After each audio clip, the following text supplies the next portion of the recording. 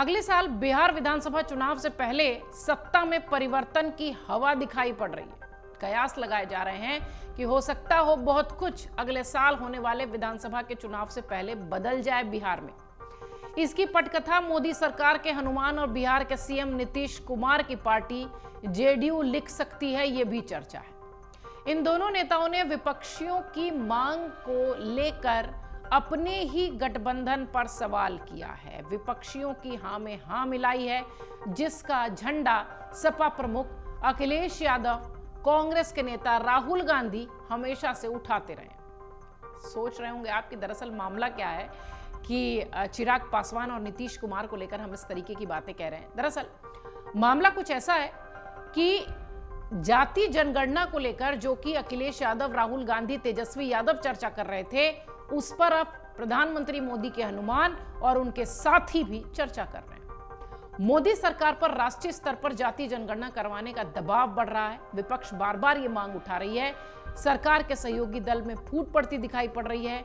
बिहार के क्षेत्रीय लोक जनशक्ति पार्टी रामविलास पासवान के प्रमुख चिराग पासवान सार्वजनिक तौर पर देशव्यापी जातीय जनगणना की बात कह रहे हैं, उसका समर्थन कर रहे हैं। चिराग पासवान क्या कुछ कह रहे हैं वो सुनिए, फिर आगे की कहानी आपको बताते हैं। मेरी पार्टी ने अपना रुख इसको लेकर हमेशा से स्पष्ट रखा है कि जातीय जनगणना का पक्षधर लोक जनशक्ति पार्टी रामविलास है। हम लोग चाहते हैं कि जातीय जनगणना हो। इसका कारण है कई बार राज्य सरकार और केंद्र सरकार कई ऐसी योजनाएं बनाती हैं जो उस जाति को मद्देनजर रखते हुए उसको मुख्य धारा के साथ जोड़ने की सोच के साथ वो योजनाएं तैयार की जाती हैं। ऐसे में उस जाति की आबादी कितनी है ये जानकारी सरकार के पास कम से कम होनी चाहिए, ताकि उसके अनुपात में राशि आवंटित की जा सके। उस योजना को लेकर या उस जाति को मुख्य धारा के साथ जोड़ने को लेकर ये आंकड़े कम से कम सरकार के पास होने चाहिए। मैं इन आंकड़ों को सार्वजनिक करने का पक्षधर नहीं हूं। मैं मानता हूं कि ऐसे आंकड़े समाज में डिवाइड क्रिएट करेंगे। ऐसे में मैं चाहता जरूर हूं, कई बार न्यायालय के द्वारा भी आबादी को लेकर मांग की गई है, पूछा गया है कई बार सरकारों से कि फलाना जाति की क्या आबादी है। तो ऐसे में ये आंकड़े मैं मानता हूं कि कम से कम सरकारों के पास होने चाहिए। चिराग पासवान लोक जनशक्ति पार्टी रामविलास पासवान की जो पार्टी थी उसके मुखिया हैं और सबसे बड़ी बात कि गठबंधन में मजबूत सहयोगी है। अब इसके बाद बात करते हैं जेडीयू की, नीतीश कुमार की और मोदी सरकार 3.0 के मजबूत हाथ की। जेडीयू ने गुरुवार को कहा कि अन्य पिछड़ा वर्ग कल्याण संबंधी संसदीय समिति में चर्चा के लिए जाति आधारित जनगणना को विषय के रूप में शामिल किया जाए। डीएमके के सदस्य टीआर बालू ने समिति की पहली बैठक में यह मुद्दा उठाया था। बीजेपी के सदस्य गणेश सिंह इस समिति के अध्यक्ष हैं। संसद सूत्रों ने बताया कि कांग्रेस सदस्य मणिकम टैगोर चाहते हैं कि समिति चर्चा के लिए सबसे पहले विषय के रूप में जाति आधारित जनगणना को सूचीबद्ध करे। संसदीय जो समितियां होती हैं उसमें संसद सत्र न भी चल रहा हो तो भी बैठकें चलती हैं, चर्चाएं होती हैं, ये उसी के संदर्भ में था। टीएमसी के सदस्य कल्याण बनर्जी ने भी उसका समर्थन किया। सूत्र कह रहे हैं कि जेडीयू सदस्य गिरधारी यादव भी ये चाहते हैं कि समिति द्वारा चर्चा के लिए जाति आधारित जनगणना का मुद्दा प्राथमिक तौर पर सूचीबद्ध किया जाए।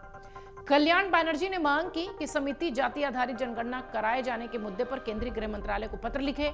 बीजेपी के एक सदस्य ने कहा कि आरक्षण के दायरे में अनुबंध और अस्थायी आधार पर की जाने वाली भर्तियां और तदर्थ नियुक्तियों को भी शामिल किया जाना चाहिए। आपको यह भी बता दें कि अब तक बीजेपी की ओर से देशव्यापी जातिगत जनगणना के मुद्दे पर संभल कर स्टैंड लिया जा रहा है। वहीं जेडीयू की ओर से लगातार ये मांग उठ रही है कि देश भर में जाति आधारित जनगणना कराई जानी चाहिए। ये इसलिए भी अहम है क्योंकि जेडीयू ने बिहार के सत्ता में आरजेडी के साथ रहते हुए राज्य में जातिवार जनगणना कराई थी और उसके आंकड़े भी जारी किए थे। यही नहीं, बिहार में उसके बाद ही आरक्षण को बढ़ाने का विधेयक भी पास किया गया था।